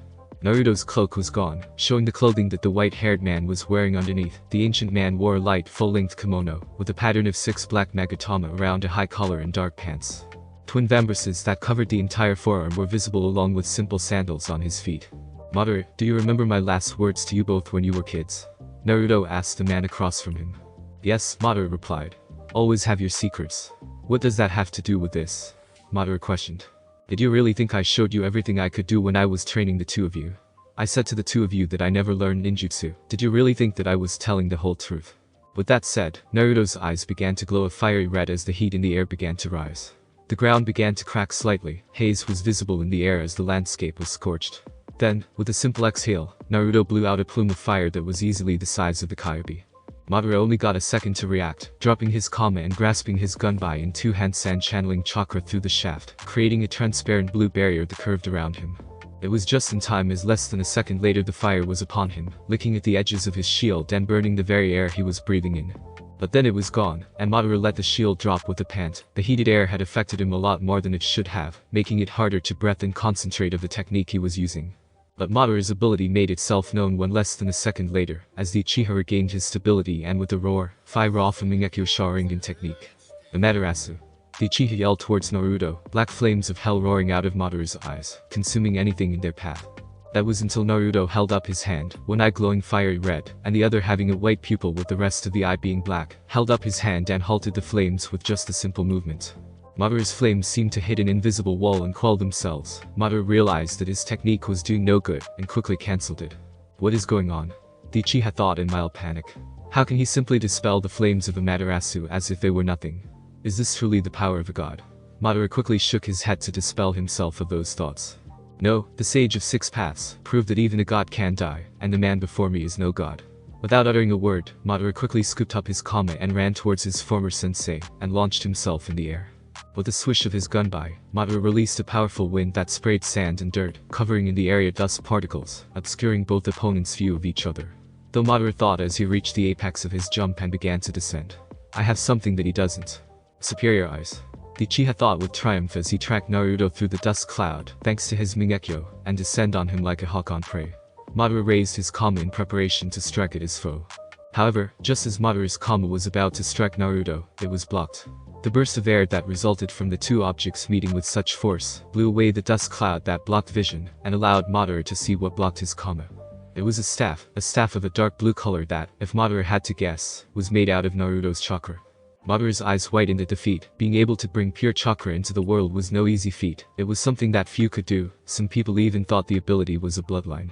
While chakra strings and other small amounts of pure chakra manipulation was something that most could do, bring out so much chakra that it has the ability to become solid and hold up against a physical object was not. If Madara wasn't in a life and death situation, he would be shocked. Unfortunately for Madara, he underestimated Naruto's speed and was hit when Naruto twisted around and slammed his chakra staff into the side of his face, with enough force to send him tumbling across the barren wasteland, dazed. Naruto slowly walked up to Madara, taking his time as he knew that the spiky-haired Uchiha was finished. He was nowhere near powerful enough to challenge Naruto. Naruto however stopped when the Kyuubi let out a roar of anger and defiance. The man quickly turned his head to face the Biju, and found a red-headed figure inscribing seals around the prison of the beast, with Hashirama talking to them. Judging by Kurama's roars, what they were doing wasn't good. Naruto quickly abandoned the down Madara and charged as the two people near the Nine Tails, targeting the obvious Uzumaki Seal Master, who was most likely planning to seal Kurama inside themselves. As far as Naruto knew, an Uzumaki would be the only one with the body to be able to hold back such a powerful creature. Any other person would have to be a baby. Naruto was so focused on charging towards the Biju that he didn't see the wooden dragon that barreled into his side and launched him further away from Kurama. Naruto flipped and righted himself before he landed on his feet and turned to the direction the technique came from and came face to face with Hashirama.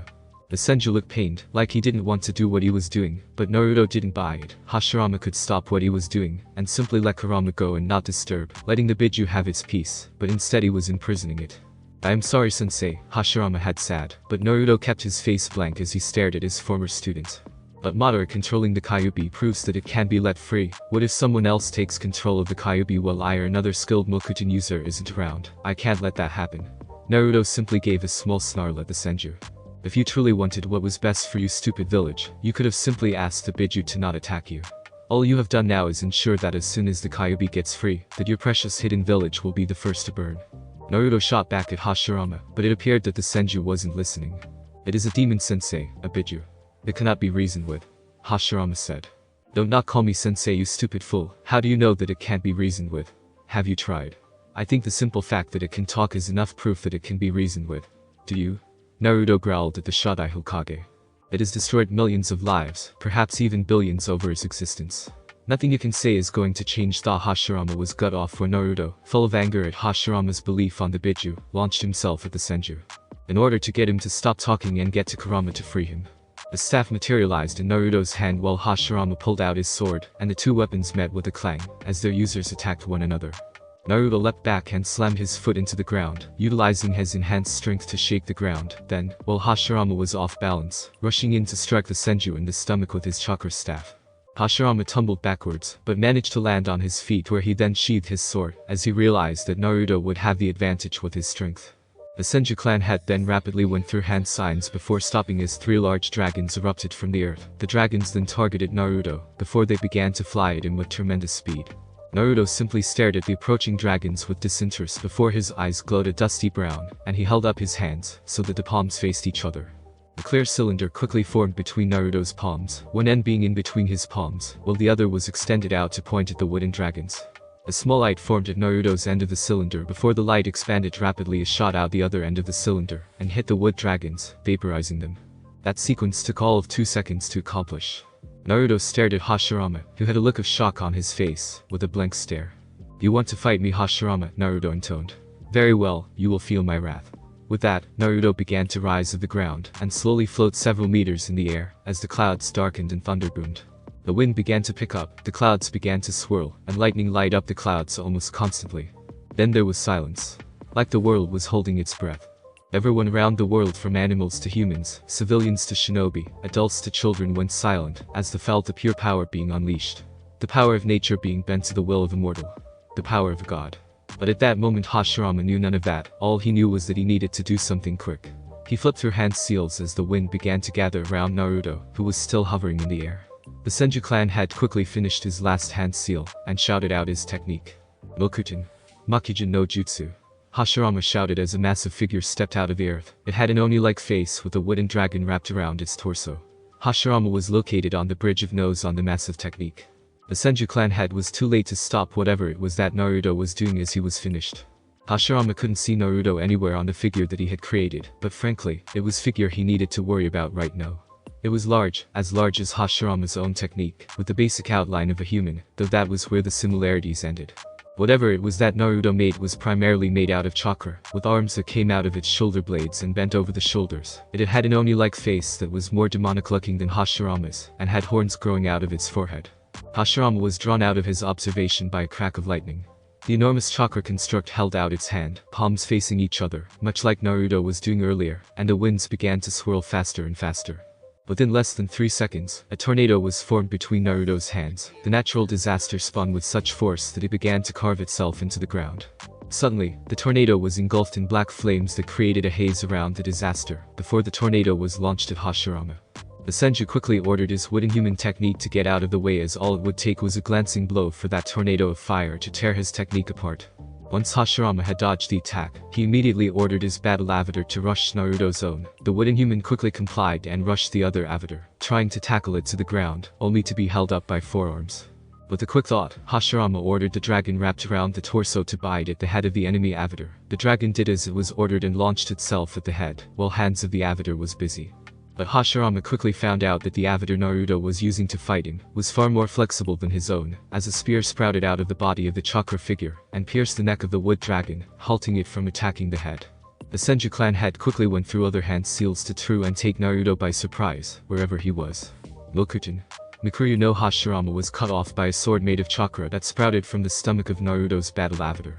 This wasn't one of Naruto's attacks, as the color of the sword was different to that of Naruto's battle avatar.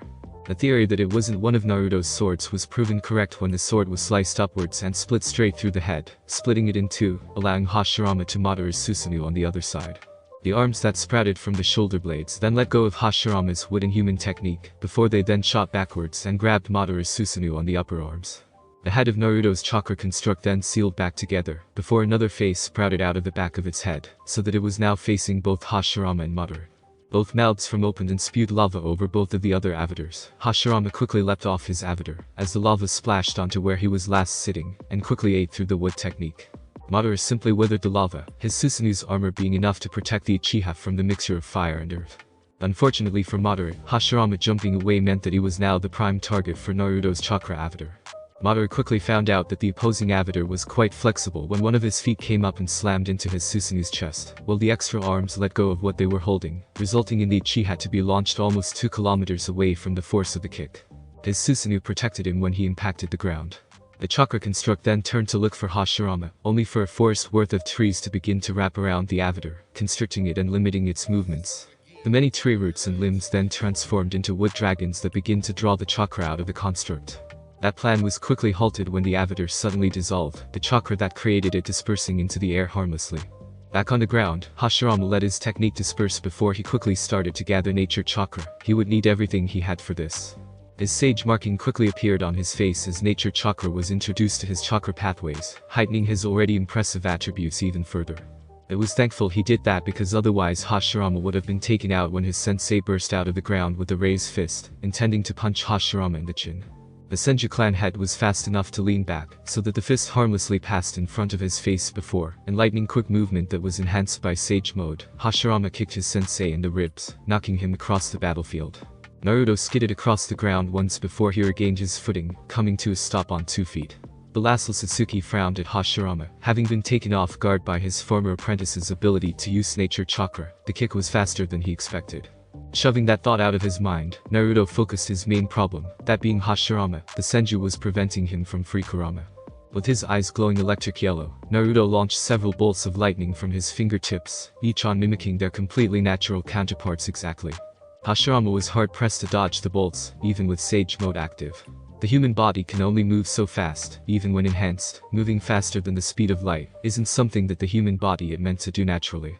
Hashirama eventually began to feel the strain of moving his body at such speeds. His joint began to itch, and his body began to hurt as it protested against the rapid movement.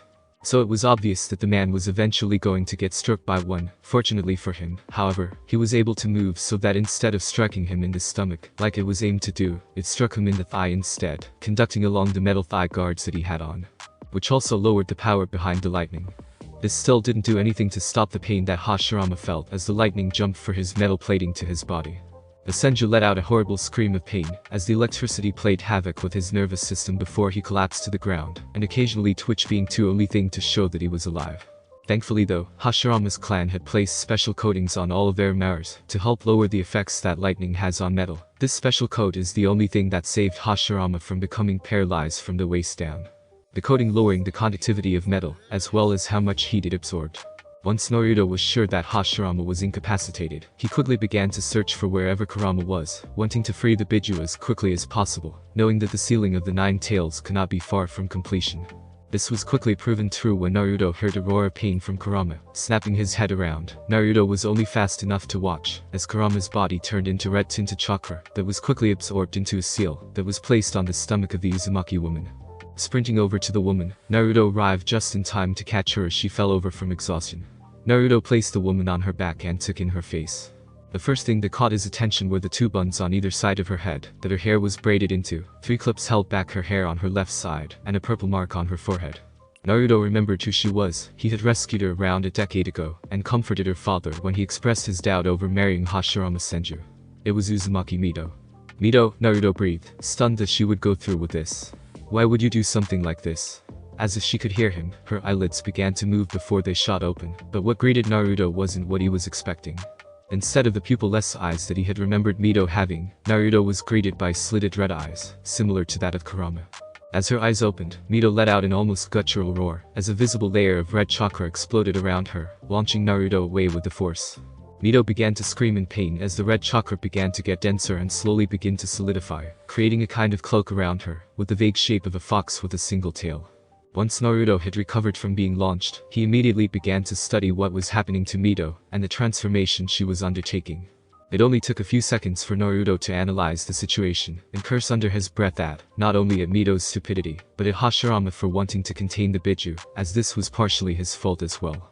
Obviously, Mito had tried to seal all of Kurama's chakra inside herself, but it wasn't working. The chakra of Biju is too strong for whatever seal Mito had used, and the chakra was now breaking the seal. This presented a multitude of problems, one being that because Mito had fully assimilated the Kyuubi's chakra into her own chakra network, and any attempt to remove said chakra will now cause her immense pain. While Naruto could have removed the Biju from her if it was Seiken, the 6 tails, but Kurama simply had too much chakra for Naruto to remove from Mito for her to survive the process. The pain would become too much and kill her. If that wasn't enough, Kurama's chakra was actually poisoning Mito, as all foreign chakra, with the exception of Sage chakra, is poisonous to the human body in large amounts. The body doesn't know what to do with the foreign chakra when it encounters it, so it tries to reject it, but if too much foreign chakra is in the system, it shuts down. This is one of the reasons why when someone's chakra network is damaged, no one will try to heal it, as the body would try to reject the incoming chakra, and this would put more stress on the chakra network, halting any sort of healing. Naruto's only option with her surviving is for him to tighten whatever seal she had placed on herself to seal Kurama, and in the process, most likely get Kurama to hate him forever. The second problem is that Kurama is most likely in a rage right now over being sealed inside something, and is going to do everything in his power to break free. This meant getting someone to undo the seal, or kill the one in which it was contained, therefore, Mito. Naruto narrowed his eyes as he focused on the situation. He needed to get in close seal Kurama back into Mito. To do that he needed to get rid of the chakra cloak that was surrounding her. What techniques it is. At least he can show Hashirama how it's done. With the gathering of chakra, Naruto thrusted both of his hands forward, as large roots burst out of the ground, and started to travel towards the transforming Jinchuriki, hoping to restrain her. Only for her to jump over the roots and sprout another tail. Naruto cursed when he saw that. Obviously Mito's choice of seal was worse than he first thought, if it was really breaking that quickly. The Jinchuriki then started to sprint towards Naruto's position, while the horned man's eyes glowed 2 different colors. One eye was dark green, with the other eye being a lighter green. Naruto quickly lifted off the ground as massive tree roots burst from the barren land, each one trying to catch Mito's possessed form as another tail grew, bringing the total to 3 tails. Eventually, one managed to wrap around one of the legs of the chakra-cloaked Uzumaki woman, and slow her just enough for other roots to begin to solidify their grasp around, and begin to suppress Kurama's chakra. That was until a large-scale fire technique was launched at the roots, burning many of them to cinders and weakening the others. This was enough for Mito to burst out from the vines with a 4th tail. Naruto could now see various bones growing on top of the chakra cloak, a skull being the most prominent. Snapping towards where the technique came from, Naruto spied Madara sprinting across the barren wasteland, towards Mito in her chakra cloak. The roar from the slowly forming 9 tails brought Naruto's attention back to it. Naruto was about to use more roots to cover up the Jinchuriki and begin to suppress his chakra again when Madara landed right in front of it.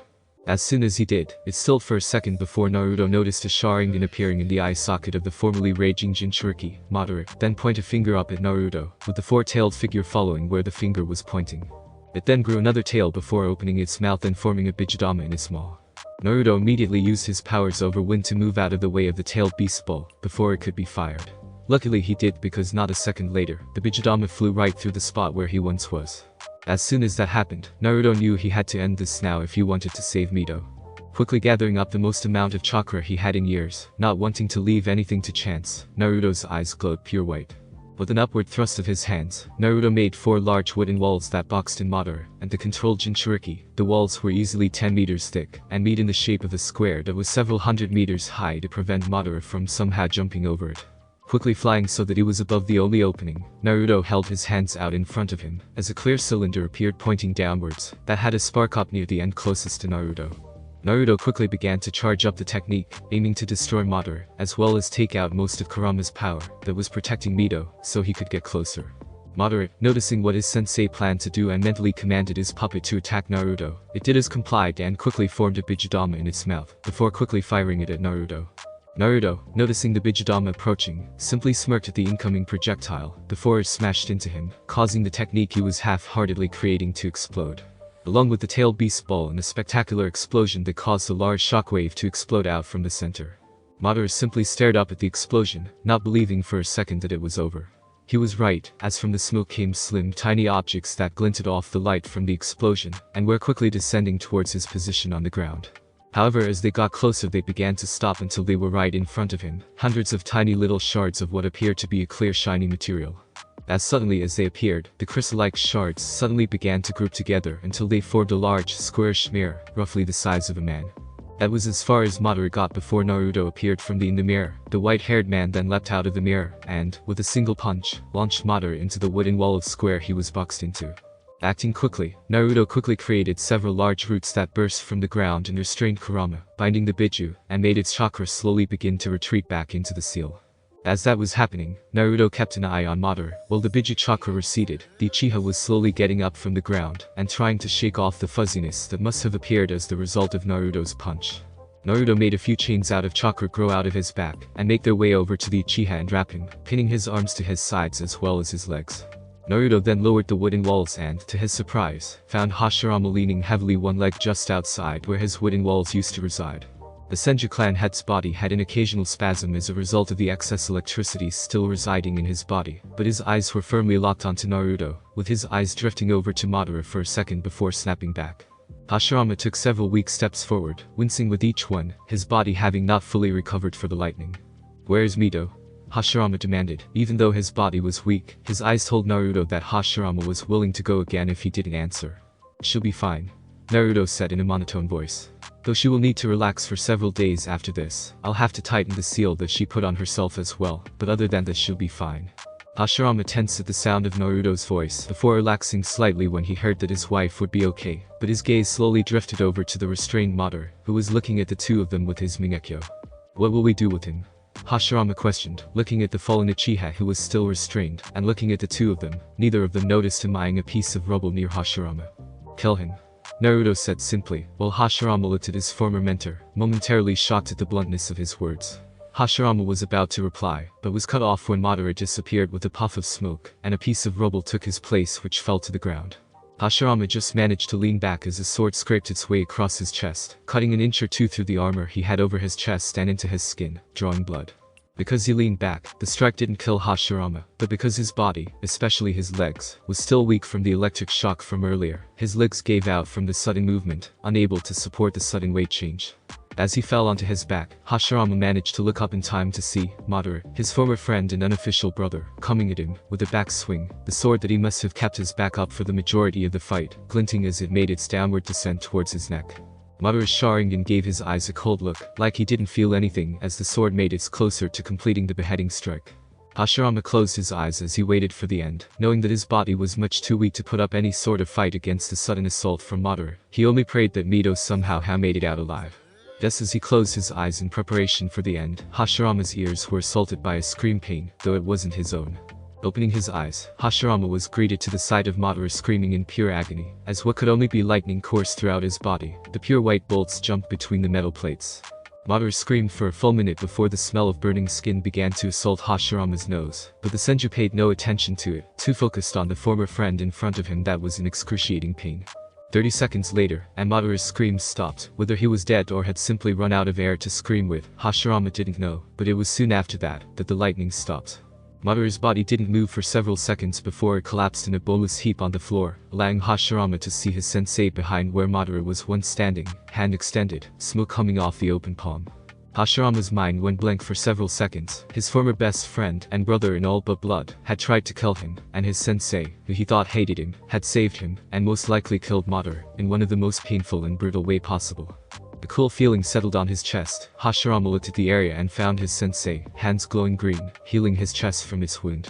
Hashirama simply looked in shock as his former sensei healed him. It was several seconds later that Hashirama's voice started working again. "I thought you hated me," Hashirama said softly, still in shock over all that had happened with the last 5 minutes. Naruto didn't say anything, but Hashirama knew that the ancient man had heard his words. Several minutes later though, once he had finished healing Hashirama, the man spoke. "After you told me your reasons, I realized that all you wanted to do was protect those that mattered to you. It was a terrible way to do it, but your heart was in the right place." Naruto gave a hollow chuckle. "It would be a bit hypocritical of me if I hated you for wanting to protect your family when Madara did the same, and I was fine with that." Hashirama then looked towards the body of the Uchiha that was still smoking a meter away. "Did you have to kill him?" Hashirama asked with obvious regret in his voice. "Couldn't you have just restrained him? I could have tried to reason with him." Naruto gave a sigh before answering. "No, Hashirama, I had to kill him," Naruto admitted. Seeing Hashirama about to open his mouth, Naruto held up a hand to hold off the inevitable comment. Madara was insane. His goal to wipe out people for peace was proof of that. The best thing I could have done for him was kill him. Though I'm not going to admit that I wanted to make the bastard suffer for all the trouble that he was the cause of today," Naruto said honestly with anger in his voice. Naruto then looked up over to where Mito was, and saw that all of Kurama's chakra had finally receded into the seal, deciding to get it over with. Naruto walked over to where Mito was being held by tree roots, and manipulated them to lift her up and hold her still, while he looked over the seal on her stomach, and decided how to tighten it. It only took several minutes to decide how to tighten it. Hashirama came over midway through, and looked over Naruto's shoulder to see what he was doing, but Naruto paid the man no mind. Knowing what to do, Naruto bit his thumb, consciously holding back his healing ability on his thumb, then, with his eyes glowing blood red, drew the blood out of his thumb, and then onto Mito's exposed stomach, before arranging them into tiny seals on her stomach. Once the blood was arranged how he wanted it and it had dried onto Mito's skin, Naruto pressed his open palm onto her stomach, before summoning chakra through his hand and onto the blood seals on Mito's stomach. He finished the sealing with a yell and a thought. "Phew, I'm sorry, Kurama." Hashirama Senju and Mito Uzumaki faced a living legend in the shinobi world, Naruto Ōtsutsuki, in the early hours of the morning. Mito had only recently woken up, and after a quick conversation informing her of what happened, as well as confirming what the Kyuubi said was true, Naruto had taken this as his time to leave. The sun was just beginning to make its way into the sky, and cast its rays onto the former battlefield, the waterfall at the end of the newly made valley, promising that life will come back to the area eventually.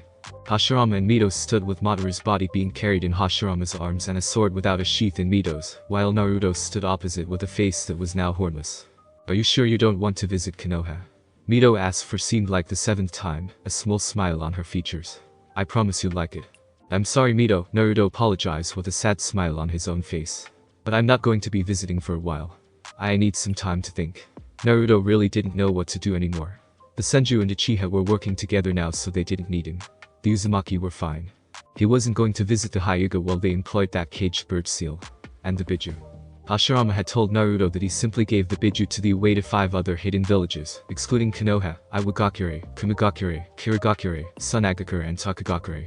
The Senju didn't know what they did with the Biju once he had handed them over. They could be sealed into people, objects or enslaved somehow. Even if he did find them, however, could he rescue them? If the Biju were too connected to their host, then it would be impossible to remove them without the host dying. Then there was the fact that he didn't know where any of the hidden villages actually were. Naruto just needed to think.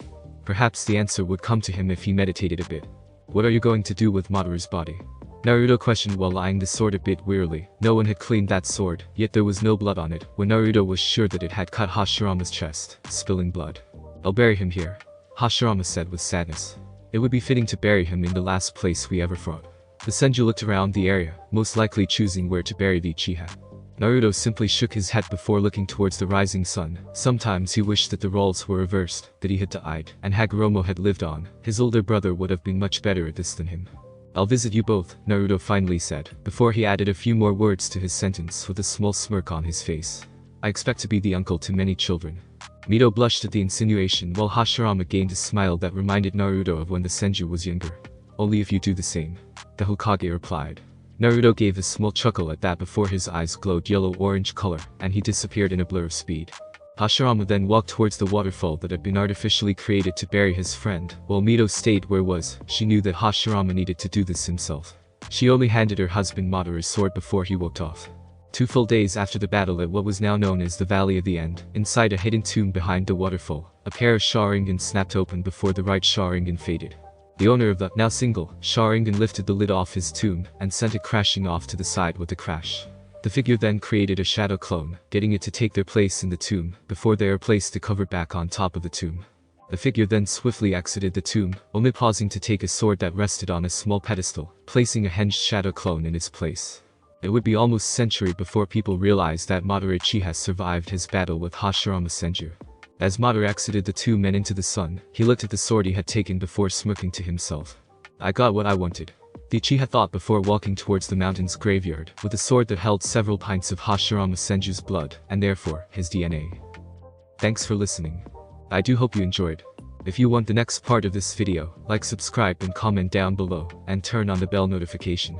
And also check out other videos that I have created and enjoy. See you in the next video. Peace.